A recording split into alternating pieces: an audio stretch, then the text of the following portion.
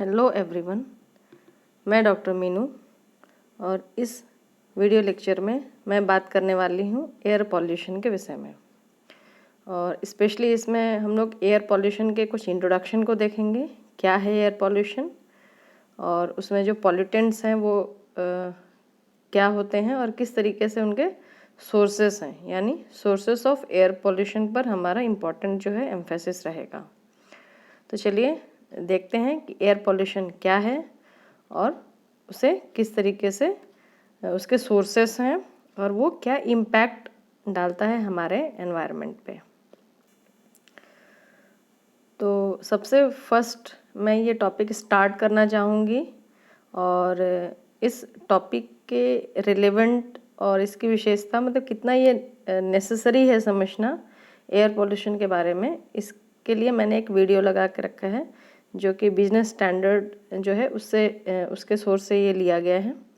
ये जो इमेज है यहाँ, ये दिल्ली का एक सीन है जिसमें एक एयर पोल्यूशन कितना वर्स हो सकता है वो हम लोग यहाँ इस इमेज से समझ सकते हैं।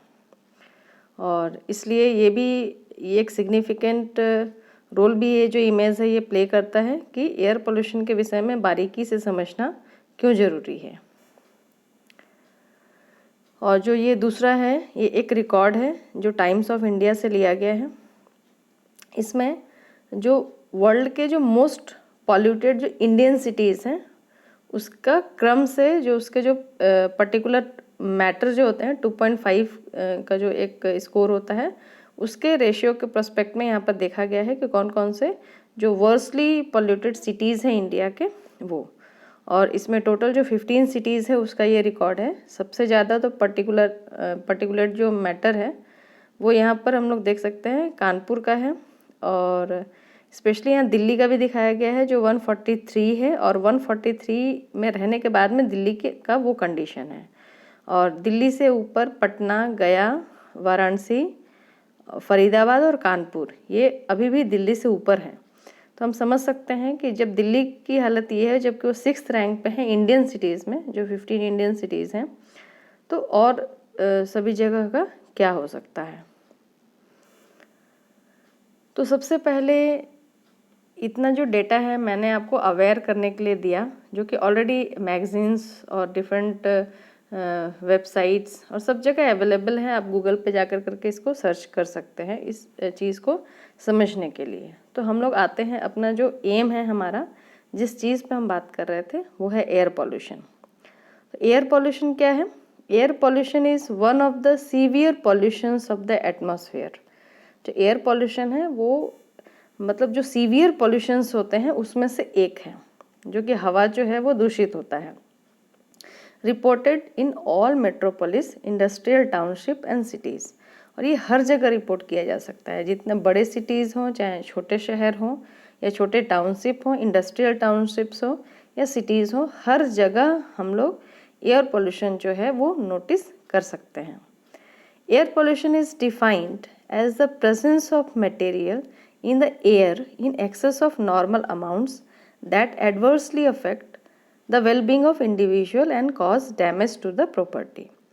अब अगर एयर पोल्यूशन को हम लोग डिफ़ाइन करना चाहें तो इसे किस तरीके से डिफ़ाइन किया जा सकता है कि एयर पोल्यूशन जो है वो एक एयर में कुछ ऐसे मटेरियल्स का प्रेजेंस, एक हम लोग कहते हैं बहुत ज़्यादा अमाउंट में ऐसे मटेरियल्स का प्रेजेंट जो है क्लीन एयर में वो बताता है, जिसकी वजह से पूरा जो एयर है वो हम लोग कह सकते हैं डर्टी हो जाता है या फिर मतलब वो प्रदूषित हो जाता है ना, गंदा हो जाता है। और वो हमारे हेल्थ के लिए हेजार्डस होगा या फिर अदर जो भी डैमेज करेगा, प्रॉपर्टी डैमेज भी कर सकता है, सांस लेने के लिए सूटेबल नहीं होता है किसी भी लिविंग बीइंग के लिए।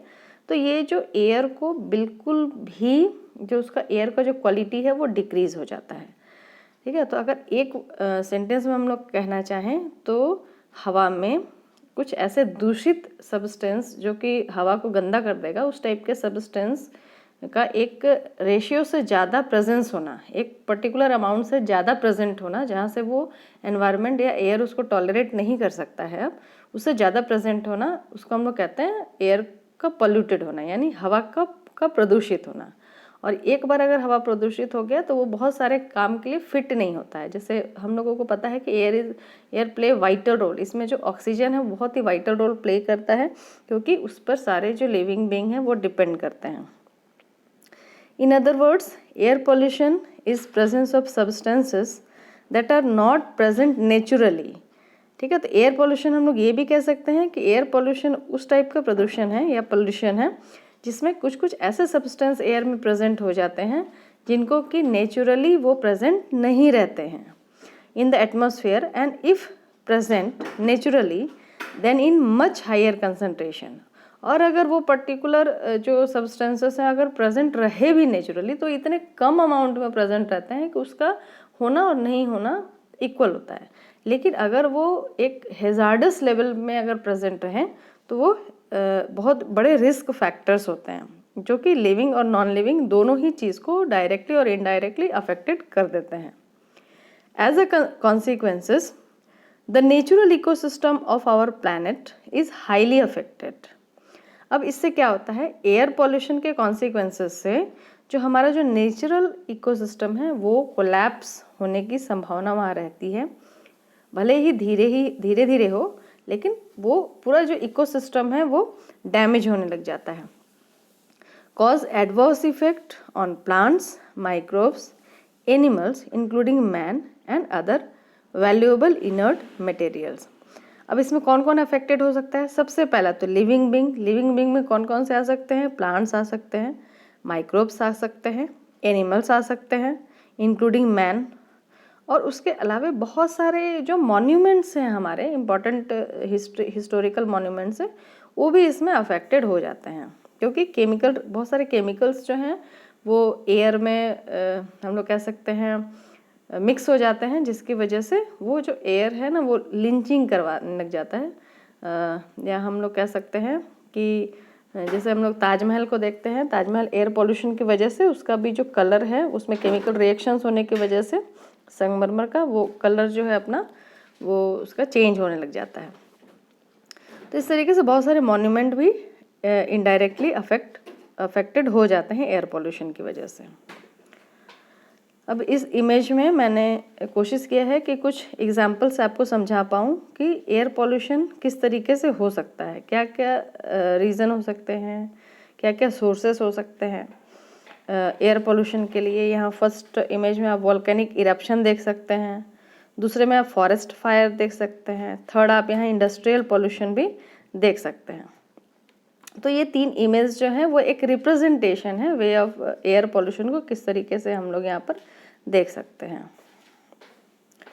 अब air pollution is one of the world's leading risk factor for death attributed to 5 million deaths each year. अब अगर हम लोग कितना एयर पोल्यूशन कितना वर्स है, इसको अगर हम लोग समझने की कोशिश करते हैं तो एक डेटा जो अवेलेबल है हम लोग उसमें ये देखते हैं कि जो एयर पोल्यूशन है ना वो एक कारण है। किस चीज़ का कारण है? कि हर साल करीब करीब 5 मिलियन जो डेथ होते हैं पूरे वर्ल्ड में, ठीक है, वो ड्यू टू एयर पोल्यूशन होते हैं। कोई भी कारण हो सकता है जो कि एयर पोल्यूशन की वजह से कोई डिजीज़ हो या फिर ब्रीदिंग प्रॉब्लम्स हो या फिर एलर्जिक रिएक्शंस हो, इससे बहुत सारे लोग हर साल मर जाते हैं। Air pollution is attributed to 9% of death globally. It is also one of the leading risk factors for causal of severe diseases. अब 9% जो हम 5 मिलियन डेथ कह रहे हैं वो पूरा टोटल वर्ल्ड का 9% जो डेथ है वो एट्रीब्यूटेड है एयर पोल्यूशन की वजह से होता है। और सिर्फ डेथ ही नहीं होता है बल्कि जो लोग लिविंग भी रहते हैं, जो मतलब जीवित भी रहते हैं, वो भी बहुत सारे सीवियर डिजीज़ से जूझ रहे होते हैं। तो ये भी क्यों होता है? Due to air pollution. Air pollution का ये डायरेक्ट और इनडायरेक्ट अफेक्ट है ह्यूमन हेल्थ पे। Death rate from air pollution are at the higher in low middle income countries like India। अब ये जो एयर पोल्यूशन का जो डेथ रेट है ये भी डिपेंड करता है आपके पॉपुलेशन के डेंसिटी पे डिपेंड कर सकता है, उसके अलावे कितने सिटीज़ हैं, इंडस्ट्रियल सिटीज़ हैं वो भी। और लो इनकम कंट्रीज़ में क्या होता है कि वहाँ पर इतने ज़्यादा मेडिकल सुविधाएं जो हैं वो अवेलेबल नहीं होती हैं, जिसकी वजह से जो एयर पोल्यूशन है वो इतना ज़्यादा हाई होता है, क्योंकि मोस्ट ये जितने भी लो मिडिल इनकम वाले कंट्रीज़ हैं ना, हाईली पॉपुलेटेड है। पहले तो बहुत ज़्यादा इनका तो पॉपुलेशन बहुत ज़्यादा है, पर कैपिटा इनकम बहुत कम है लोगों का वहाँ पे, और जिसकी वजह से वो मेडिकल फैसिलिटीज़ भी अफोर्ड नहीं कर पाते हैं। तो ये बहुत बड़ा एक रीज़न है। संग संग एयर पोल्यूशन से बहुत सारे सीवियर डिजीज़ेज़ वहाँ कॉज हो जाते हैं, तो जिसकी वजह से डेथ जो है यहाँ पर डेथ रेट जो है वो बढ़ जाता है। और इसका एक बहुत बड़ा रीज़न हाईएस्ट पॉपुलेशन होना भी है, क्योंकि पॉपुलेशन ज़्यादा होना बहुत तरीके के पॉल्यूशन को कॉज कराता है। हर तरह का पॉल्यूशन पॉपुलेशन ज़्यादा होने की वजह से कॉज हो सकता है।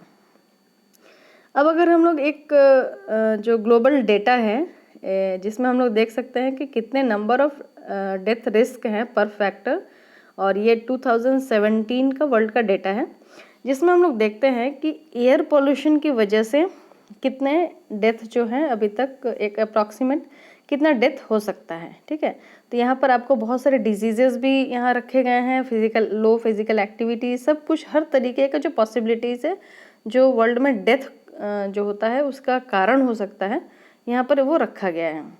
और इसमें अगर आप ध्यान से देखिए तो यहाँ पर जो एयर पोल्यूशन है उसको दो कैटेगरीज में बांटी गई है, indoor air pollution and outdoor air pollution. Indoor मतलब घर के अंदर जो भी किसी भी रीजन से जो हमारा एयर जो पोल्यूट हो रहा है, और आउटडोर यानी घर के बाहर।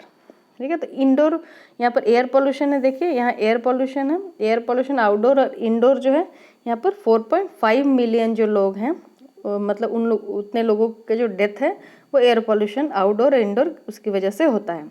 उसके अलावा सिर्फ आउटडोर एयर पोल्यूशन की वजह से भी 3.41 मिलियन जो लोग हैं वो मर जाते हैं।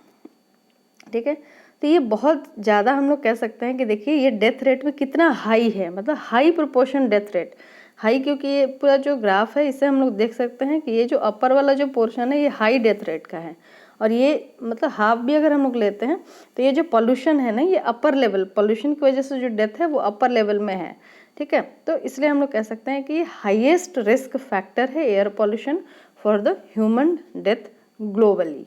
ठीक है, मनुष्य के बहुत ज़्यादा जो डेथ होने का ये एक कारण है। तो ये तो रहा सिग्निफिकेंस, एक जो डेटा है ये मैंने आपको डेटा दिया ताकि जो लोग हैं वो अवेयर भी हो सके, जो हमारे स्टूडेंट्स हैं वो भी अवेयर हो सकें कि किस तरीके से एयर पोल्यूशन जो है वो साइलेंट किलर के जैसा, लेकिन बहुत प्रोपोर्शन में वो ह्यूमन को अफेक्ट कर रहा है। ठीक है, तो इसलिए एयर पोल्यूशन को स्टडी करना और उसके बारे में समझना, उसके बेसिक सोर्सेस को समझना ये बहुत ज़्यादा इम्पॉर्टेंट है कि क्या क्या ऐसे सोर्स हैं जिसकी वजह से एयर जो है वो पॉल्यूट हो सकता है। ठीक है, तो सबसे पहला जो हम लोग बात करेंगे वो है सोर्सेस ऑफ एयर पोल्यूशन के ऊपर। तो हमारा जो टॉपिक है, ये पूरा वीडियो का जो टॉपिक है वो इसी के इर्द गिर्द, इसी टॉपिक के इर्द गिर्द ही ये रहेगा कि सोर्सेस ऑफ एयर पोल्यूशन क्या हैं। तो अगर ब्रॉडली अगर हम लोग डिवाइड करें तो जो एयर पोल्यूशन के जो सोर्सेस हैं वो दो तरह के हो सकते हैं। फर्स्ट नेचुरल सोर्सेस, दूसरा एंथ्रोपोजेनिक सोर्सेस, इसको हम लोग आर्टिफिशियल सोर्सेस भी कहते हैं। अब नेचुरल सोर्सेस क्या है कि इसमें ह्यूमन का कोई इंटरफेरेंस नहीं होता है। नेचुरल जो भी कैलामिटीज है या फिर नेचुरल फिनोमेना की वजह से अगर एयर जो है पॉल्यूट हो रहा है तो उसको हम लोग नेचुरल सोर्सेस कहेंगे। जैसे हम लोग जानते हैं कि वॉल्केनिक इरप्शन होता है, ठीक है, ज्वालामुखी का जो उद्गार होता है उसकी वजह से भी यहाँ पर एयर जो है वो पॉल्यूटेड होता है, क्योंकि उसमें से बहुत सारे गैसेस निकलते हैं, हार्मफुल गैसेस, प्लस डस्ट का जो क्लाउड है वो निकलता है। तो इस तरीके से जो एयर है हमारा वो पॉल्यूट हो जाता है। दूसरा है फॉरेस्ट फायर, बहुत बार आर्टिफिशियल या फिर नेचुरल फिनोमेना से भी जंगल में आग लग जाता है, और वो फॉरेस्ट फायर की वजह से जो बर्निंग होती है वहाँ पर वुड का और सारा कुछ का, उसके वजह से जो फ्यूम और धुआं जो निकलता है, ठीक है, उसके वजह से भी जो एयर है हमारा पॉल्यूट होता है। उसमें भी sulphur dioxide gas, carbon monoxide gas, carbon dioxide gas, इसके अलावा बहुत सारे और फ्यूम्स और जो डस्ट पार्टिकल्स है वो वहाँ पर भी इमिट होते हैं। वोल्केनिक इरप्शन में भी बहुत सारा इसी टाइप का गैसेस जो है, ग्रीन हाउस गैसेस, वो इमिट होता है। उसके बाद है थंडर स्टॉर्म्स। थंडर स्टॉर्म में भी हम लोग देखते हैं कि बहुत सारा जो इम्प्योरिटीज़ है, इतना ज़्यादा जो तूफ़ान आता है उसमें बहुत सारा इम्प्योरिटीज़ जो है वो एयर में जा कर के मिक्स हो जाता है। उसके अलावा माइक्रोबियल एक्टिविटी, किसी भी जगह पे कोई भी चाहे डेड बॉडी हो या कोई भी लिविंग बीइंग, प्लांट्स हो, डेड बॉडी हो, कुछ भी हो जो डिकम्पोज होता रहता है, तो उसमें से भी डिकम्पोजिशन के प्रोसेस में भी माइक्रोबियल एक्टिविटी की वजह से बहुत सारे ऐसे गैसेस, मीथेन हो गया, मीथेन गैस हो गया, उसके बाद में आपके और भी ऑर्गेनिक जो हाइड्रोकार्बन्स हैं वो सभी यहाँ पर इमिट होते रहते हैं माइक्रोबियल एक्टिविटी के, जिसकी वजह से भी जो हमारा जो नेचुरल एनवायरनमेंट है वो या फिर हम लोग कह सकते हैं हमारा जो एयर है वो पोल्यूटेड होता है। उसके बाद है पॉलन ग्रेन्स। पॉलन ग्रेन्स भी जब बहुत ज़्यादा डिस्पर्सल होता है पॉलन ग्रेन्स का, क्लाउड ऑफ पॉलन ग्रेन्स, तो बहुत बार जो एलर्जिक पीपल हैं उनमें ये एज अ एलर्जेंट जो है वो एलर्जी कॉज कर देता है। ठीक है, तो इस तरीके से ये भी, इसके भी जो पार्टिकल्स हैं, पॉलन ग्रेन के सस्पेंडेड पार्टिकल्स जो होते हैं वो भी एज अ एयर पॉल्यूटेंट, ठीक है, एक पॉल्यूटेंट के जैसा एयर को पॉल्यूट कर देता है। तो ये तो हो गए कुछ हमारे नेचुरल सोर्सेस जो कि एनवायरनमेंट से खुद ब खुद जनरेट होते हैं। इसमें कहीं भी मैन का एक्टिविटी जो है, ह्यूमन का एक्टिविटी जो है वो अलाइड नहीं होता है, जुड़ा हुआ नहीं रहता है। ठीक है, तो ये नेचुरल सोर्सेस हो गए। दूसरा हो गया आपका एंथ्रोपोजेनिक सोर्सेस। इसको हम लोग आर्टिफिशियल सोर्सेस भी कहते हैं। इसलिए आर्टिफिशियल सोर्सेस कहते हैं क्योंकि ये मैन मेड है। ह्यूमन के जो अपने डेवलपमेंटल प्रोसेस है उसकी वजह से ये पोल्यूशन, मतलब ह्यूमन अपना डेवलपमेंट तो करता है, इंडस्ट्रियल डेवलपमेंट, हर तरीके का चारों तरफ से डेवलपमेंट होता है, लेकिन इसके कॉन्सिक्वेंसेस में ये क्या करता है कि ये जो हमारा एनवायरनमेंट है उसको पोल्यूट करता है। ठीक है, जो हमारे डेवलपमेंटल प्रोसेस से वो ड्रॉबैक है कि उसकी वजह से एनवायरनमेंट हमारा पोल्यूट होता है, जिसमें से बहुत एयर भी बहुत हद तक पोल्यूट होता है। अब कुछ एंथ्रोपोजेनिक जो सोर्सेस हैं, सोर्सेस ऑफ एयर पोल्यूशन है, उसकी अगर हम लोग बात कर लें तो पहला है इंडस्ट्रियल एक्टिविटी। बहुत सारे इंडस्ट्रीज़ जो भी ह्यूमन अपने डेवलपमेंट के लिए सिचुएट, केमिकल इंडस्ट्री हो गया, कोल इंडस्ट्री है, कोल का है, सीमेंट है, पेपर एंड पल्प इंडस्ट्री है, इस तरीके से बहुत सारे इंडस्ट्री, हम लोग आयरन एंड स्टील है, या बहुत सारा हम लोग देखते हैं इस टाइप के। जहाँ भी इंडस्ट्रियलाइजेशन ज़्यादा है वहाँ पर पॉल्यूशन का लेवल भी एयर में बहुत ज़्यादा होता है। उसके अलावा ऑटोमोबाइल्स हैं। आजकल हम लोगों को पैदल चलने की आदत नहीं है, हर एक थोड़ी जगह जाने के लिए भी कोई ना कोई एक व्हीकल चाहिए, चाहे 2 व्हीलर हो या 4 व्हीलर हो। ठीक है, तो इस तरीके से जो भी ये व्हीकल होते हैं ना वो हाइड्रोकार्बन यानी पेट्रोलियम वगैरह से चलते हैं। अब पेट्रोलियम से चलने उनका जो बर्निंग होता है उसके वजह से भी बहुत सारे गैसेस जो हैं, हार्मफुल ग्रीन हाउस गैसेस जो हैं वो इमिट होते हैं। जैसे कार्बन मोनोऑक्साइड हो गया, सल्फर डाइऑक्साइड सबसे ज़्यादा हो गया, उसके बाद लेड ऑक्साइड हो गया। ये सभी जो है ऑटोमोबाइल पॉल्यूशन की वजह से एयर जो है वो पॉल्यूटेड होता है। थर्ड है थर्मल पावर स्टेशंस। हमारे यहाँ इंडिया में एनटीपीसी हो गई या कुछ भी थर्मल पावर स्टेशंस में मोस्टली कोल के, मतलब थर्मल पावर स्टेशन जो है वो कोल के बेसिस पर वहाँ पर चलाया जाता है, यानी फॉसिल फ्यूल के बेसिस पर चलाया जाता है, स्पेशली कोल। तो इसमें क्या होता है, कोल की बर्निंग होने से भी जो गैसेस हैं, हार्मफुल गैसेस का इमिशन होता है। तो ये भी एक तरीके से एनवायरनमेंट से भी प्रोसेस नहीं होता है और इसमें भी एयर जो है वो पोल्यूटेड होता है। अब अगर एग्रीकल्चर की बात की जाए तो एग्रीकल्चर में भी हम लोग जो खेती किसानी जो लोग करते हैं गांव में, तो वो क्या करते हैं कि अच्छे क्रॉपिंग के लिए, अच्छा उनका प्रोडक्शन हो, तो बहुत सारा वो इंसेक्टिसाइड, पेस्टिसाइड्स वगैरह यूज़ करते हैं, बहुत ज़्यादा केमिकल फर्टिलाइज़र का यूज़ करते हैं। तो ये सभी क्या होता है, किसी न किसी फॉर्म में ये एनवायरनमेंट में ही जाता है और एयर में भी जाता है। इंसेक्टिसाइड्स जो हैं वो फ्यूम के फॉर्म में एयर में भी सस्पेंडेड हो जाते हैं, तो जिसकी वजह से एयर पॉल्यूशन यहाँ पर होता है। उसके बाद नेक्स्ट जो है हमारा डोमेस्टिक पर्पसेस। ठीक है, डोमेस्टिक पर्पसेस में अगर अपने घर के अंदर ही हम लोग देखें तो अगर घर में एलपीजी बर्न करते हैं तो उससे भी कुछ ना कुछ रेसिड्यूअल गैसेस जो जलने के बाद में जो निकलता है उसकी वजह से भी एयर पॉल्यूशन होता है। उसके बाद में हम लोग फ्रिज और रेफ्रिजरेटर यूज़ करते हैं, उसमें जो क्लोरोफ्लोरोकार्बन जो रिलीज़ होता है ठंडा करने का प्रोसेस में, उसके वजह से भी एनवायरनमेंट में पॉल्यूशन होता है। उसके बाद हम लोग बहुत बार कुछ ऐसे पार्टिकल्स रखते हैं या जैसे घर में फ्यूम हो गया, धुआं हुआ, कुछ जला, किचन में कुकिंग प्रोसेस में भी जो गैसेस निकलते हैं डिफरेंट टाइप्स के, उसके वजह से भी एनवायरनमेंट में पॉल्यूशन होता है। तो डोमेस्टिक बहुत सारे कारण हो सकते हैं घरेलू वर्क में भी, जिसकी वजह से भी हम लोग एयर को पॉल्यूट कर देते हैं जाने अनजाने में, चाहे वो जानबूझकर करके या प्रोसेस में हो या फिर अनजाने में ही हम लोग डोमेस्टिक पर्पसेस में भी बहुत सारे एयर को पॉल्यूट कर देते हैं। अब यहाँ अगर हम लोग कुछ सोर्सेस देखते हैं, कुछ एयर पॉल्यूशन के सोर्सेस, एक चार्ट के फॉर्म में हम लोग देखते हैं, तो सबसे ज़्यादा जो 45% जो पूरा जो टोटल एयर पॉल्यूशन है उसको अगर हम लोग 100% मानते हैं पूरे वर्ल्ड का, ठीक है, तो उसमें से 100 में से 45% जो है ना, मतलब मेजर जो एयर पॉल्यूशन है वो होता है इंडस्ट्रीज़ की वजह से, ठीक है। जितने भी इंडस्ट्रीज़ वर्ल्ड में सेटअप है उसकी वजह से आपका टोटल 45%, मतलब स्लाइटली लेस देन 50% जो है वो इंडस्ट्रियल पॉल्यूशन की वजह से एयर जो है वो पॉल्यूट होता है। उसके बाद जो नेक्स्ट है वो है वेस्ट बर्निंग। वेस्ट बर्निंग क्या है, जैसे सपोज एग्रीकल्चर में भी हम लोग देखते हैं कि आजकल अगर हार्वेस्टिंग होता है जब, तो हार्वेस्टर वगैरह का यूज़ होता है, और जो स्ट्रॉ होता है रेसिड्यूअल जो भी ग्रेन्स का, उसको फील्ड में ही बर्न कर दिया जाता है। तो ये आजकल जो फील्ड में बर्निंग है या फिर वेस्ट बर्निंग है, जैसे बहुत सारा कचरा है कहीं पर डंपिंग हो रहा है, डंप यार्ड में आग लगा दिया जाता है, उसको किसी भी तरीके से उसे क्योर नहीं किया जाता है और सीधे आग लगा दिया जाता है। तो इस कारण जो वहाँ पर जो वेस्ट जो बर्न हो रहा है उससे बहुत सारे हेजार्डस गैस जो है वो रिलीज़ होते हैं, और ये पूरे टोटल जो हमारा एयर पॉल्यूशन है उसका 17% जो पॉल्यूशन होता है एयर का ड्यू टू वेस्ट बर्निंग की वजह से ये होता है। उसके बाद नेक्स्ट जो 14% है हमारा, 14% जो वेहिकुलर हमारा पॉल्यूशन है व्हीकल्स की वजह से, यानी ट्रांसपोर्ट जो भी मीन्स ऑफ ट्रांसपोर्ट है उसमें जो पेट्रोलियम या हाइड्रोकार्बन्स जो बर्न हो रहे हैं उसकी वजह से ये पॉल्यूशन जो है एयर में पॉल्यूशन होता है, जो कि टोटल एयर पॉल्यूशन का 14% ऑटोमोबाइल की वजह से होता है। उसके बाद हम लोग नेक्स्ट बात करते हैं, तो डीजल जनरेटर जो होता है, देखिए वेहिकुलर ऑटोमोबाइल तो वो हो गया जिसकी वजह से हम लोग का ट्रांसपोर्टेशन पॉसिबल हो रहा है, लेकिन इस ट्रांसपोर्टेशन के अलावा बहुत बार हम लोग जनरेटर यूज़ करते हैं जिसमें डीजल लगता है इलेक्ट्रिसिटी जनरेट करने के लिए, ठीक है।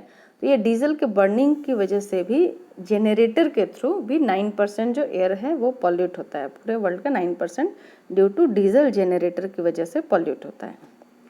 उसके बाद नेक्स्ट आता है हमारा dust and construction. Dust construction कहते हैं जो भी बिल्डिंग साइट्स है जहाँ पर हम लोग कह सकते हैं रियल एस्टेट में जो है बिल्डिंग्स वगैरह बनते हैं, तो वो पूरा प्रोसेस में सीमेंट यूज़ होता है, आपका बालू यूज़ हुआ, सैंड यूज़ हुआ है, और जो सारा प्रोसेस जो होता है बिल्डिंग बनने का, उसमें क्या होता है बहुत सारा डस्ट जो है ना वो रिलीज़ होता है, ठीक है, बहुत सारे डस्ट रिलीज़ होता है, और ये डस्ट अगर सांस के संग अंदर जाए तो सिलिकोसिस और बहुत सारा जो प्रॉब्लम है इस तरीके का, ब्रीदिंग प्रॉब्लम और लंग्स जो है उसको अफेक्ट करता है ये।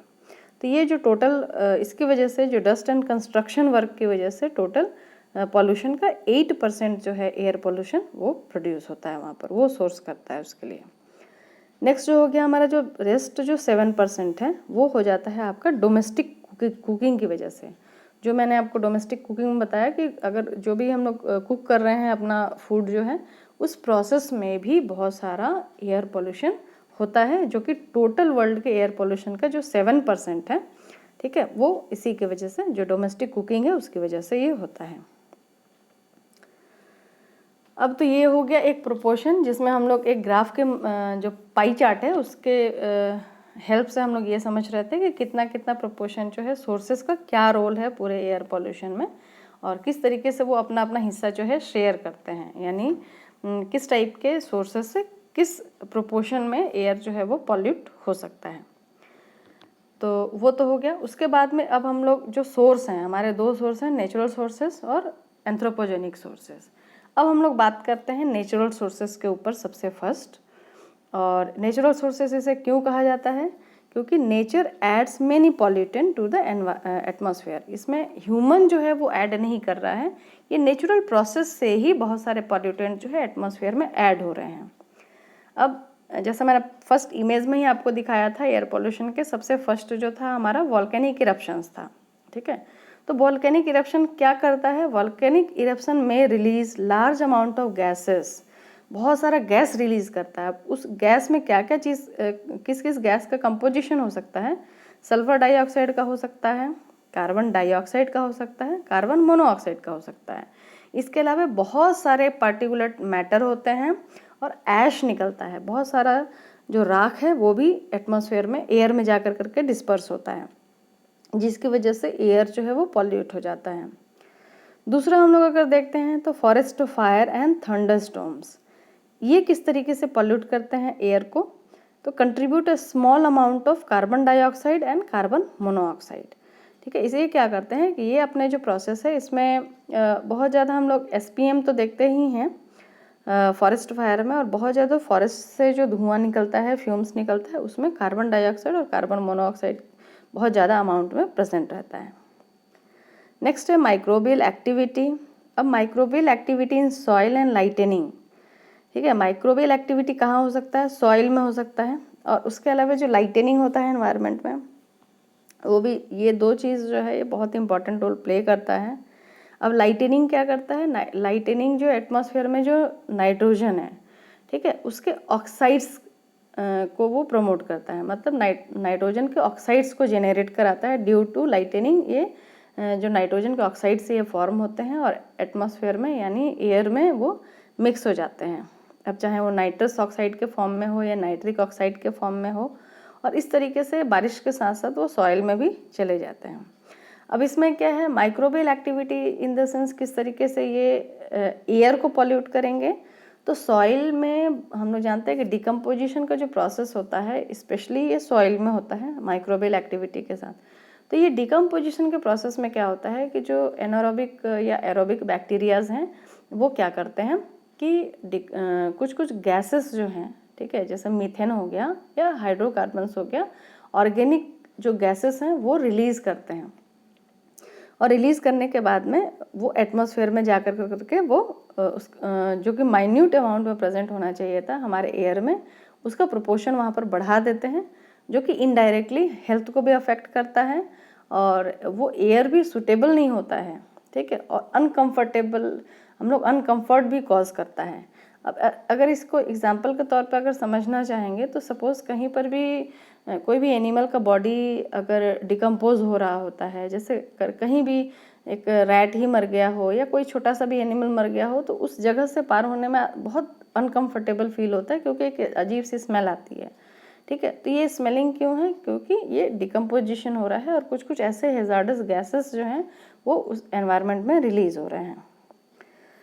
अब एक और है कि anaerobic bacteria in water logging conditions produces significant amount of methane. अगर एनारोबिक बैक्टीरिया है और वाटर लॉगिंग है मतलब अगर पानी कहीं भी अगर रुका है तो वहाँ पर जो भी ऑर्गेनिक हमारे लिविंग कंपोनेंट्स हैं, चाहे वो प्लांट्स हों, चाहे वो छोटे छोटे क्रिएचर्स हों, अगर वहाँ पर लॉग्ड एनवायरनमेंट में रह रहे हैं और अगर वो सड़ गए हैं यानी डिकम्पोज हो रहे हैं, तो उस कंडीशन में भी एक बहुत ज़्यादा लॉग्ड वाटर से एक सिग्निफिकेंट अमाउंट ऑफ मीथेन जो गैस है वो रिलीज़ होता है, जो कि बहुत ही हाईली फ्लेमेबल गैस है, प्लस वो उस बहुत ही गंदा उसका ऑर्डर होता है।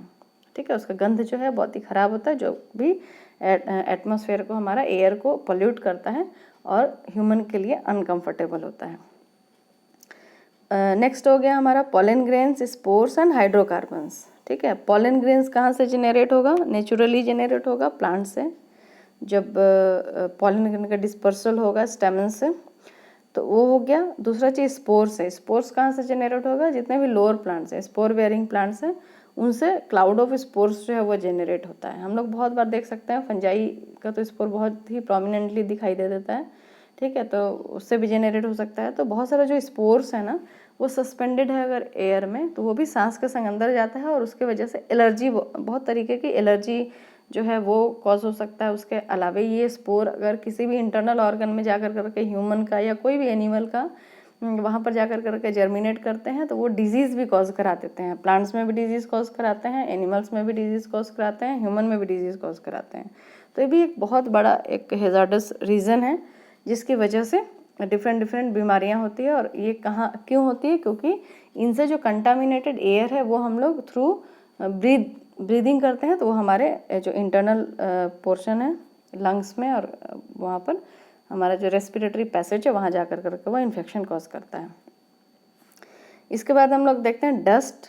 अब डस्ट जिसको हम लोग धूल कहते हैं, वो बहुत ज़्यादा अगर माइन्यूट है तो पार्टिकुलेट मैटर हम लोग कह सकते हैं उसको, और अगर थोड़ा सा मतलब बड़ा है, मैक्रो पार्टिकल्स हैं उसके, तो वो डस्ट के फॉर्म में हम लोग उसको आइडेंटिफाई करते हैं। तो ये कहाँ मिलेगा? जहाँ पर डेजर्ट्स हो सकते हैं, डेजर्ट में जो स्टॉर्म चलते हैं उससे वो स्प्रेड हो सकता है। उसके अलावा वॉल्केनिक एक्टिविटी से स्प्रेड हो सकता है। उसके अलावा अगर जहाँ पर भी डस्ट है और बहुत तेज़ हवा है तो उससे भी ये स्टॉर्म के फॉर्म में ये बहुत दूर दूर तक ट्रैवल कर जाते हैं। अगर हम लोग देखते हैं किसी भी डेजर्ट में ना, तो एक बार अगर हवा के संग में पूरा स्टॉर्म जो है सैंड का वो अगर स्टार्ट हो जाता है तो वो बहुत दूर तक अपने संग में डस्ट पार्टिकल्स को ये बहुत ज़्यादा दूर इंटेंसिटी के संग में ये लेकर करके चला जाता है, एक लॉन्ग डिस्टेंस कवर कर जाता है। तो इस तरीके से डस्ट पार्टिकल भी सस्पेंडेड रहते हैं जब तक एयर में, तो ये एयर जो है ये ब्रीदिंग पर्पस के लिए सूटेबल नहीं होता है। तो ये तो हो गए कुछ नेचुरल कॉजेज़ या natural sources of air pollution. अब हम जो आगे बात करने वाले हैं हम लोग, वो है एंथ्रोपोजेनिक सोर्सेस, यानी एंथ्रोपोजेनिक, ठीक है, anthropo in the sense human, ठीक है, मैन हम लोग कह सकते हैं, जेनिक जेनरेट। तो वैसे सोर्सेस जो एंथ्रोपोजेनिक यानी ह्यूमन डेवलपमेंट से रिलेटेड हैं, ह्यूमन डेवलपमेंट की वजह से जो भी एयर पॉल्यूशन हो रहा है इस डेवलपमेंटल प्रोसेस में, उसको हम लोग कहते हैं एंथ्रोपोजेनिक सोर्सेस। अब इसमें जो सबसे पहला है वो है हमारा इंडस्ट्रियल एक्टिविटी, क्योंकि हम लोगों को पता है ह्यूमन अभी इतना डेवलप कर चुका है कि बहुत तरीके के इंडस्ट्रीज़ वो सेट करता है, और हर एक अलग अलग इंडस्ट्रीज़ जो है ना, उसके अपने अपने हैज़ार्डस जो इम्पैक्ट है वो हमारे एयर पर होता है, एयर के कंपोजिशन पे। तो कुछ हम लोग सारे तो नहीं, लेकिन कुछ कुछ इंडस्ट्रीज़ के बारे में हम लोग यहाँ पर बात करेंगे। पहला है iron and steel industry, petroleum industry, paper industry, ठीक है। ये तीन इंडस्ट्री यहाँ पर हम लोग बात कर रहे हैं, iron and steel, petroleum and paper. ये सभी क्या करते हैं? Contribute a major portion of carbon monoxide to the atmosphere. ये कंट्रीब्यूट करते हैं कार्बन मोनोऑक्साइड का जो एक लेवल है उसको इंक्रीज कराने में एयर में, ठीक है। और carbon monoxide is a pollutant, हम लोगों को पता है कि वो एक पॉल्यूटेंट है जिसकी वजह से जो हमारा रेस्पिरेटरी सिस्टम है ना वो चेक हो जाता है, ठीक है। और ये यहाँ पर ऑक्सीजन का जो कंटेंट है, जो हेमोग्लोबिन की जो ऑक्सीजन ले जाने की जो कैरिंग कैपेसिटी है वो कम हो जाती है, और इसकी वजह से दम घुटने का प्रॉब्लम होता है। दूसरा है petroleum refineries. Petroleum refineries release gaseous pollutants like sulphur dioxide. फिर यहाँ पर हम लोग कह सकते हैं हाइड्रोजन फ्लोराइड और NOx, यानी ये जो O है ये कैपिटल होगा, तो NO यानी हम लोग कह सकते हैं ऑक्साइड्स ऑफ नाइट्रोजन जो वो भी रिलीज़ करता है। तो ये कहाँ से रिलीज़ होगा? पेट्रोलियम रिफाइनरीज में से। हाइड्रोकार्बन, क्योंकि पेट्रोलियम इज़ ऑल्सो हाइड्रोकार्बन, वो अपने आप एक हाइड्रोकार्बन है, और इस पूरे प्रोसेस में सल्फर डाइऑक्साइड भी रिलीज़ होता है, जिसको हम लोग कह सकते हैं हाइड्रोजन फ्लोराइड्स भी रिलीज़ होता है, प्लस ऑक्साइड्स ऑफ नाइट्रोजन भी रिलीज़ होते हैं इस प्रोसेस में, इस इंडस्ट्री में से जो पेट्रोलियम की रिफाइनरीज हैं। उसके बाद नेक्स्ट है हमारा केमिकल इंडस्ट्रीज़। अब केमिकल इंडस्ट्री में किसी भी तरीके के बहुत वेरियस केमिकल्स हैं जो डिफरेंट डिफरेंट पर्पसेस से यूज़ होते हैं, चाहे वो मेडिसिन के लिए यूज़ हों या मेडिसिनल वर्ल्ड में यूज़ हों या फिर और भी किसी केमिकल के फॉर्म में यूज़ हो रहे हों, लैब के लिए यूज़ हो रहे हों या किसी भी चीज़ के लिए। तो वो केमिकल इंडस्ट्री जो है ये रिलीज़ करता है एसिड वेपर। बहुत बार जब एसिड्स बन रहा होता है, अल्कोहल बन रहा होता है, तो बहुत सारे एसिडिक वेपर रिलीज़ करता है एटमॉस्फेयर में, और ये एयर को तो पोल्यूट करता ही करता है, उसके अलावा ये एसिड रेन के लिए भी एक बहुत बड़ा कॉज होता है, जिसकी वजह से सॉइल का भी पोल्यूशन होता है। तो ये बहुत ज़्यादा हैज़ार्डस है केमिकल इंडस्ट्री से जो रिलीज़ हो रहा है हमारा वेपर, एसिड वेपर वो। उसके अलावा बहुत हैज़ार्डस गैस जो है H2S गैस, वो सभी रिलीज़ होते हैं। जो सल्फ्यूरिक जो हम लोग कह सकते हैं H2S हो गया, HCl हो गया, ठीक है, ये सभी इस टाइप के जो वेपर्स हैं वो वहाँ से रिलीज़ होते हैं। फिर है huge amount of suspended particles, जिसको हम लोग SPM कहते हैं, suspended particulate matters are release from stone crushers and incinerators. अब क्रशर्स हम लोग जानते हैं, क्रशर्स क्या करता है, जैसे हम लोग पहाड़ को वहाँ से रॉक निकालते हैं, उसको पहाड़ को तोड़ने के बाद में, और उसको वो कट करता है, क्रश करता है छोटी छोटी गिट्टी में, और उसको जो हमारा रियल इस्टेट है, बिल्डिंग्स बनाने के काम में, रोड बनाने के काम में, रोड कंस्ट्रक्शन में उसे यूज़ किया जाता है। लेकिन क्रशिंग के फॉर्म में ये जो स्टोन है, इसके जो डस्ट निकलते हैं, माइन्यूट डस्ट, जो कि बहुत ही ज़्यादा होते हैं, वो लंग्स में जाकर के डिपॉजिट हो जाते हैं और बहुत सारा डिजीज़ जैसे सिलिकोसिस वगैरह को वो कॉज करा देते हैं। तो ये भी डिजीज़ क्यों हो रहा है? ड्यू टू एयर पॉल्यूशन, क्योंकि ये जो SPM है ये कहाँ सस्पेंडेड हो रहा है? ये एयर में सस्पेंडेड रह रहा है, और ह्यूमन जो एयर ब्रीथ कर रहा है उसके साथ साथ वो लंग्स में जाकर करके वहाँ पर डिपॉजिट हो जाता है। उसके बाद नेक्स्ट है हमारा thermal power stations. Thermal power station emits fly ash. Fly ash भी हम लोग जानते हैं बहुत ज़्यादा चिकना होता है, ग्रे कलर का, बहुत ज़्यादा, वो भी SPM जो है वो कॉज कराता है। उसके अलावा कार्बन मोनोऑक्साइड एंड जो NO2 हम लोग कह सकते हैं, ठीक है। तो ये भी ऑक्साइड्स ऑफ नाइट्रोजन यहाँ पर भी हो रहा है। इसके अलावा एल्डिहाइड्स रिलीज होता है, हाइड्रोकार्बन्स रिलीज होता है। और क्यों रिलीज होता है? क्योंकि थर्मल पावर स्टेशन में यहाँ पर कोल को बर्न किया जाता है, जैसा मैंने पहले ही बताया था, कोल जो है बर्न होता है, जिसकी वजह से ये सभी हैजार्डस जो एयर पॉल्यूटेंट्स हैं ये सभी जेनरेट होते हैं। उसके बाद है रास्टिंग ऑफ सल्फाइड और is a important source of sulphur dioxide. जब भी रास्टिंग प्रोसेस होगा सल्फाइड का, तो उसके वजह से सल्फर डाइऑक्साइड जो गैस है वो जेनरेट होता है, जो कि एक बहुत बड़ा एयर पॉल्यूटेंट है। From the chemical and dye manufacturing plant, अब ये केमिकल और डाई जहाँ पर भी बनता है उसे कार्बोनिल क्लोराइड वहाँ पर यूज़ होता है, जो कि गैसेस फॉर्म में एटमॉस्फेयर में रिलीज़ होता है, यानी एयर में रिलीज़ होता है, और ये भी एयर को पॉल्यूटेंट, कार्बोनिल क्लोराइड की वजह से एयर जो है वो पॉल्यूट हो जाता है। अब नेक्स्ट जो हमारा सोर्स है वो है ऑटोमोबाइल्स, यानी ट्रांसपोर्टेशन में जो भी व्हीकल्स यूज़ हो रहे हैं उससे निकलने वाला जो धुआं है, ठीक है, वो उसकी वजह से जो एयर पोल्यूशन हो रहा है। अब ये धुआं कहाँ से निकलेगा? एग्जॉस्ट सिस्टम, फ्यूल टैंक से निकल सकता है, कार्बोरेटर और क्रैंक केस जो होता है, क्रैंक केस, वहाँ से ये इमिट होता है, डिफरेंट गैसेस इमिट होते हैं due to burning of petroleum, जो भी सब्सटेंसेस हैं या पेट्रोलियम हम लोग कह सकते हैं, उसकी वजह से। The vehicular exhaust emit air pollutants. अब वेहिकुलर एग्जॉस्ट से क्या क्या चीज़, किस किस टाइप के पॉल्यूटेंट्स निकलेंगे? Oxides of nitrogen, carbon monoxide, lead oxides and hydrocarbons, ठीक है, ये सभी इमिट होते हैं एयर में थ्रू वेहिकुलर एग्जॉस्ट। अब इसमें से करीब करीब 55% जो हाइड्रोकार्बन्स हैं वो कंबशन ऑफ पेट्रोलियम से आता है, क्योंकि पेट्रोलियम इज अ हाइड्रोकार्बन, ठीक है, वो हाइड्रोकार्बन है, उस कंबशन होगा तो जो डेडली हाइड्रोकार्बन्स है वो रिलीज होते हैं एयर में। Transportation including motor vehicles, aircraft, railways contribute about 64% of carbon monoxide. और ये जो हमारा है ना मोटर व्हीकल्स, मतलब जो हम लोग अपना व्हीकल यूज़ करते हैं, उसके अलावा एयरक्राफ्ट मतलब एरोप्लेन्स वगैरह, रेलवे में भी हम लोग पता है डीजल इंजन्स यूज़ होते हैं बहुत सारे, बहुत जगह पर। तो वो ये पूरा मिलकर करके 64% जो है, ये अकेले 64% कार्बन मोनोऑक्साइड को इमिट कराते हैं एनवायरनमेंट में। A large amount of hydrocarbons are released in air through evaporation of fuel tank due to volatile nature of petroleum।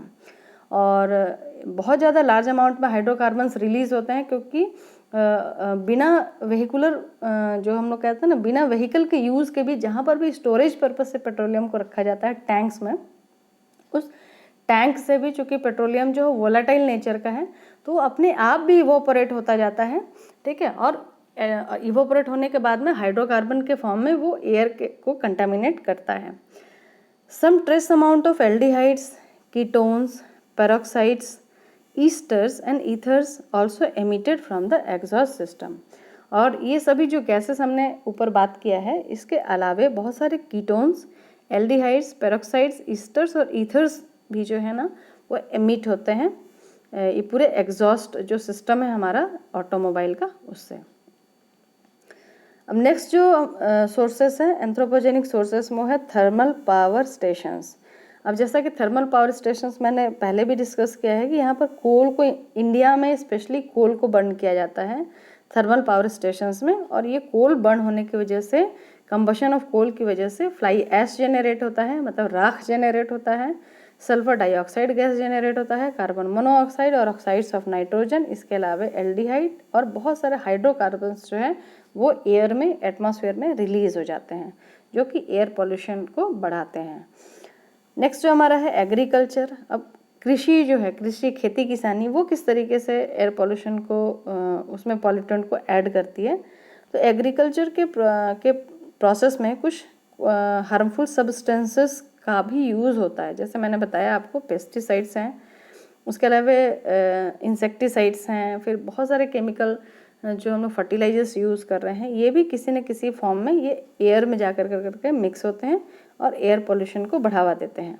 उसके अलावे बहुत बार क्या होता है कि खेत में जो एक बार हार्वेस्टिंग के बाद में जो भी स्ट्रॉ बचता है, ठीक है, जिसको हम लोग पुआल कहते हैं, पुआल कह सकते हैं। जैसे धान का हार्वेस्टिंग करने के बाद में वहाँ पर उसका पुआल बच गया, गेहूं के संग में भी वही है, ठीक है। इसके बाद क्या किया जाता है, फील्ड को बर्न कर दिया जाता है। बर्न करने से क्या होता है कि वो थोक के भाव में पूरा खेत में वो जलता है फ्री एयर में, और जो फ्यूम्स हैं उसमें carbon monoxide, hydrocarbons, carbon dioxide, ठीक है, ये सभी इस टाइप के जो गैसेस हैं उसके प्रोपोर्शन को या फिर ऑक्साइड्स ऑफ नाइट्रोजन को भी ये रिलीज़ कराता है और एयर को पॉल्यूट करता है। और पॉल्यूट क्यों करता है, क्योंकि पॉल्यूशन का सेंस ही क्या है। पॉल्यूशन हम लोग कब कहते हैं कि जब एक नॉर्मल किसी भी एयर में या एटमॉस्फेयर में इतना ज़्यादा किसी भी चीज़ का कंटेंट बढ़ जाए जो कि हेजार्डस हो जाए, जो कि नुकसानदेह हो जाए फ़ायदे के बजाय, ठीक है, और उसको एनवायरनमेंट अपने आप उसको रिसाइकिल नहीं कर सके, तो वो पॉल्यूशन होता है। उसी तरीके से एयर में जो नॉर्मल कंटेंट प्रेजेंट होना चाहिए, और नॉर्मल कंटेंट भी अपने जितना नॉर्मली प्रेजेंट होना चाहिए उससे अगर ज़्यादा अमाउंट में अगर प्रेजेंट हो जाता है तो वो पूरा एक जो बैलेंस होता है हमारा एयर का, जो कंपोजिशन है डिफरेंट गैसेस का, उसको अफेक्ट करा देता है और उसकी वजह से पूरा एनवायरनमेंट जो है वो सफ़र कर जाता है। अब नेक्स्ट हम लोग एंथ्रोपोजेनिक सोर्सेज में बात करते हैं, वो है हमारा डोमेस्टिक पर्पस। मतलब सब बाहर से तो हम लोगों ने देख लिया, इंडस्ट्रीज़, ऑटोमोबाइल, सब कुछ देख लिया। अब अपने घर के अंदर झांक के देखते हैं थोड़ा कि घर के अंदर से क्या क्या डोमेस्टिक जो ऐसे कॉजेज़ हैं जिसकी वजह से एयर जो है वो पॉल्यूट होता है। तो सबसे फर्स्ट जो है यहाँ पर CFC 11 और 12। ये क्या है CFC? Chlorofluorocarbon. CFC stands for chlorofluorocarbon. अब इसमें जो कुछ लेवल हैं CFC के भी 11 और 12 जो हैं, जो कि हम लोग स्पेशली ये ग्रीन हाउस गैसेस हैं, और इसका जो कनेक्शन है, मतलब इसके इमिशन का जो कनेक्शन है वो हमारा रेफ्रिजरेटर और जो एयर कंडीशन है हमारा, स्पेशली हमारे ट्रॉपिकल कंट्रीज़ में, क्योंकि यहाँ पर टेम्परेचर बहुत हाई होता है, तो एक कंफर्टेबल लिविंग के लिए हम लोग बहुत ज़्यादा रेफ्रिजरेटर और एयर कंडीशन यूज़ करते हैं।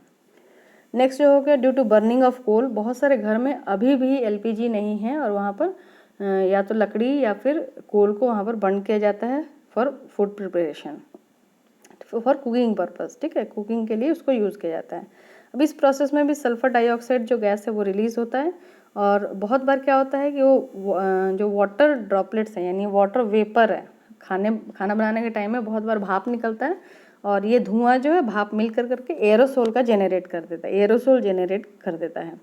और ये एरोसोल जो है ना, इसमें सल्फ़र, चूँकि सल्फ़र डाइऑक्साइड गैस निकल रहा है, साथ ही साथ वाटर वेपर भी है, तो ये सल्फ्यूरिक एसिड का फॉर्मेशन करा देता है, जिसको एक तरीके से ड्राई सल्फ्यूरिक एसिड हम लोग उसको इनहेल भी कर सकते हैं खाना बनाने के समय में। अमोनिया, और ये अगर रिलीज़ होगा तो जो एयर है उसको भी पॉल्यूट करता है। Ammonia is one of the gases pollutants release from the refrigerator, air condition and domestic incineration. और अमोनिया जो है, अमोनिया हम लोगों को पता है रेफ्रिजरेटर में भी यूज़ होता है, उसको स्टोर किया जाता है बिकॉज ऑफ चिलिंग पर्पस, ठंडा करने के लिए, ठीक है। तो रेफ्रिजरेटर और एयर कंडीशनर दोनों से ही ये मीट होता है इनटू एटमॉस्फेयर। अब नेक्स्ट जो हमारा है बर्निंग ऑफ LPG। खाना बनाने के समय में जब हम लोग गैस बर्न करते हैं, उससे भी कार्बन डाइऑक्साइड और कार्बन मोनोऑक्साइड जो गैसेस हैं वो वहाँ पर रिलीज़ होता है। इसके अलावा बहुत लोग क्या करते हैं, बहुत लोग टोबैको च्यूइंग या फिर हम लोग कह सकते हैं सिगरेट वगैरह, मतलब टोबैको जो है तंबाकू के उत्पाद को सेवन करने के लिए आदी होते हैं। तो उस कंडीशन में भी उससे जो फ्यूम निकलता है, जैसे सपोज सिगरेट पी रहे हैं या कुछ भी कर रहे हैं, तो उससे जो धुआं निकल रहा है उसकी वजह से भी एनवायरनमेंट जो है वो पॉल्यूट होता है, एयर जो है पॉल्यूट होता है। और tobacco smoke is comprised of more than 300 chemical compounds. और तंबाकू जो है वो करीब मतलब 300 से भी ज़्यादा तरह के केमिकल कंपाउंड्स उसमें निकोटीन में होते हैं, और बहुत तरह के एरोमेटिक हाइड्रोकार्बन्स होते हैं जो कि सिगरेट स्मोकिंग के थ्रू रिलीज़ होकर करके एयर में इंट्रोड्यूस हो जाते हैं। और ये जितने भी केमिकल्स हैं ना, ये किसी न किसी फॉर्म में कार्सिनोजेनिक हैं। कार्सिनोजेनिक हैं यानी एपिथेलियल टिश्यूज़ का जो कैंसर होता है उसको ये कॉज कराते हैं। ठीक है, तो ये कैंसर के लिए लंग कैंसर हो गया, उसके अलावा माउथ कैंसर हो गया, जो गले का जो थ्रोट का कैंसर है वो सभी मतलब ये सभी कैंसरस ये हो सकते हैं जो स्मोक ऑफ टोबैको। तो ये तो हो गए कुछ सोर्सेस जिसकी वजह से एयर पोल्यूशन जो है उसमें एडिशन, पॉल्यूटेंट्स जो है एडिशन होता है और एयर जो है हमारा पॉल्यूट होता है। तो कहीं ना कहीं हम लोग समझ सकते हैं कि किस तरीके से डिफरेंट सोर्सेस हैं, इससे ज़्यादा भी हो सकते हैं, लेकिन ये इंपॉर्टेंट सोर्सेस हैं जिसके बारे में मोटा मोटी हम लोगों ने एक बात किया है। और ये बहुत एयर पोल्यूशन जो है बहुत ही इम्पॉर्टेंट टॉपिक है जिससे बहुत सारे क्वेश्चंस भर भर के एग्ज़ाम्स में, चाहे वो बीएससी लेवल का एग्ज़ाम हो, चाहे वो एमएससी लेवल का एग्ज़ाम हो, या डिफरेंट कोई भी कम्पिटिटिव एग्ज़ाम्स हो, या फिर अवेयरनेस पर्पस से भी ये बहुत इम्पॉर्टेंट टॉपिक है। तो एज़ पर जो सिलेबस है, सिलेबस के अकॉर्डिंग भी सोर्सेस ऑफ एयर पोल्यूशन से क्वेश्चंस बहुत बार पूछे जाते हैं with definition of air pollution.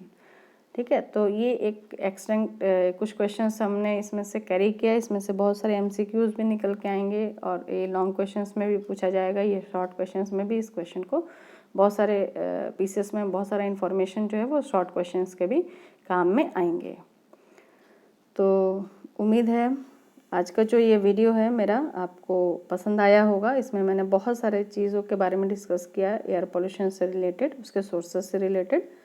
तो अगर ये वीडियो मेरा आपको अच्छा लगा तो इसको लाइक करें, इसको शेयर करें, इस वीडियो को दूसरे जो भी स्टूडेंट्स हैं, आपके फ्रेंड्स हैं जिनको ज़रूरत है उनके साथ। और अगर आपने सब्सक्राइब नहीं किया है मेरा चैनल तो आप सब्सक्राइब कर सकते हैं। मैं वीडियोस टाइम टू टाइम डालती रहती हूँ साइंस से रिलेटेड। और मेरे साथ बने रहने के लिए और अभी तक पीसफुली पेशेंस से इस वीडियो को देखने और सुनने के लिए बहुत बहुत धन्यवाद। Thank you very much.